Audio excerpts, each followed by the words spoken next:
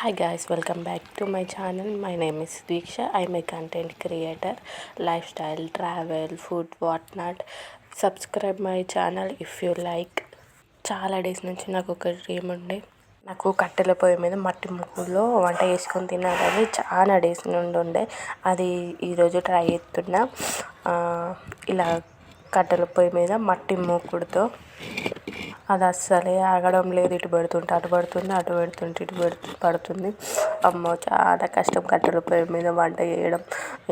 ఎట్టకేలకు అటు ఇటు వేసి ఒక చిన్న బండలాగా దానికి ఇట్లా సైడ్లో పెట్టేసి సెట్ చేశాను.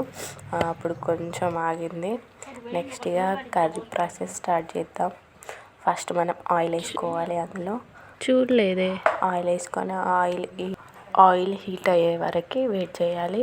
ఆయిల్ హీట్ అవుతుంటే ఇలా ఆ కుండలో వెరైటీగా అవుతుంది. ఏంది ఇలా అవుతుంది అనుకున్నా, కానీ ఆ మట్టి ముగ్గుల్లో అలానే అవుతుందంట.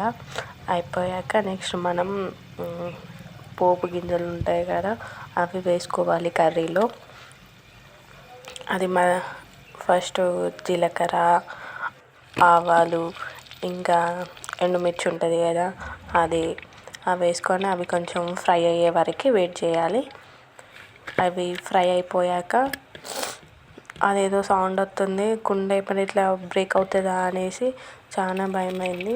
తర్వాత అల్లం వెల్లుల్లి పేస్ట్ వేసుకొని దాన్ని మంచిగా ఇలా ఫ్రై చేసుకోవాలి. ఆ పచ్చి స్మెల్ ఉంటుంది కదా, అది పోయేదాకా మంచిగా ఫ్రై చేసుకోవాలి. నెక్స్ట్ అందులో మనం పుదీనా వేసుకోవాలి. పుదీనా మంచిగా మా పెరట్లోని పుదీనా ఫీల్ అయితే చాలా బాగుంది. వండుతుంటే మొత్తం ఇంటి దగ్గర నుంచి మొత్తం తీసుకొని కట్ చేసి, పెరట్లో నుంచి తీసుకొని కట్ చేసి కుక్ చేస్తుంటే మాత్రం చాలా బాగుంది.